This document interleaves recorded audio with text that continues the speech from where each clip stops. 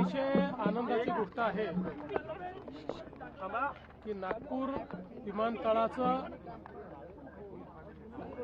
Brownfield project ज्यामध्ये अतिशय आधुनिक अशा प्रकारचं विमानतळ होणार आहे, 2 रनवेज होणार आहेत। अशा या विमानतळाच्या आज हस्तांतरणाचा कार्यक्रम या ठिकाणी होतोय। देशाचे माननीय प्रधानमंत्री नरेंद्र मोदीजी आणि एव्हिएशन मिनिस्टर राजूजी यांचे मी मनापासून आभार मानेन। महाराष्ट्र सरकारचे हा जो प्रस्ताव पाठवला होता त्याला केंद्र सरकारने मान्यता दिली आहे आणि आता अतिशय आधुनिक अशा प्रकारचा एअरपोर्ट हा नागपूरला GMRच्या माध्यमातून या ठिकाणी तयार होणार आहे। त्यामुळे आज आम्ही सगळे आनंदी आहोत की नागपूरला नवीन एअरपोर्ट मिळतो। समृद्धीनंतर हा एअरपोर्ट सगळ्यात महत्त्वाचा विदर्भाच्या दृष्टीने असणार आहे। मुळातच आपल्याला कल्पना आहे की आपण जो कार्गो हबचा प्रोजेक्ट इतके वर्ष करत होतो त्याच्यामध्ये एअरपोर्ट हा सगळ्यात महत्त्वाचा घटक होता, पण तोच मागे राहिला होता। जवळपास 4-5 वर्ष हायकोर्ट सुप्रीम कोर्टमध्ये केसेस चालल्या, पण आता सगळे निकालही आले आणि आता ते काम झाल्यामुळे आणि जसा हा एअरपोर्ट तयार होईल कार्गो हबचं जे आपलं स्वप्न आहे ते पूर्ण करता येईल। जे 6 खासदार आले त्यात तुमची महत्त्वाची भूमिका आहे, त्यांना भाजपात यायचं होतं असं म्हटलं जातं।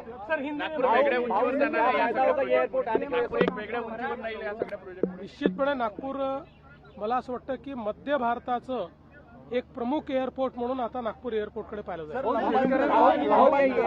विदर्भाच्या विकासासाठी किती मदत होणार आहे शेतमाल इंटरनॅशनल मार्केटमध्ये? असं आहे की आता आपण जर बघितलं तर एक आंतरराष्ट्रीय एअरपोर्ट हे सर्व प्रकारे अर्थव्यवस्थेला चालना देते, त्यामुळे शेतकरी असो उद्योग असो सर्व प्रकारच्या अर्थव्यवस्थेला मोठी चालना है।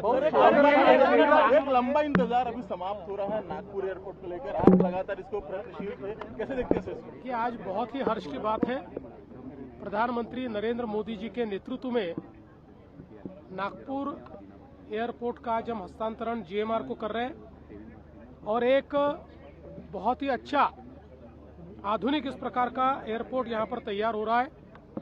इस एयरपोर्ट के कारण मध्य भारत को एक बहुत ही अच्छा एयरपोर्ट भी मिलेगा, एक इकोसिस्टम मिलेगी। कार्गो हब का जो हमारा सपना है वो भी यहाँ पर पूरा होगा और निश्चित रूप से मैं ऐसा मानता हूँ कि इससे आर्थिक विकास में बहुत बड़ी मदत होगी। शरद पवार म्हणाले एकही खासदार आमचा फुटणार नाही। शरद पवार ऑपरेशन टायगर नंतर तुळवातुळवीची भाषा होते। संजय राऊतांनी देवेंद्र भारतींना पत्र पाठवलं आहे की माझ्या घर बॉम्बने उडवून देण्याची धमकी दिली जात आहे। दीना पाटील कोणाचंही घर बॉम्बने आम्ही उडवू देणार नाही आणि पोकळ धमक्यांना कोणी घाबरूही नये आणि कोणी धमक्या देत असेल तर त्याला पोलीस योग्य उत्तर देतील।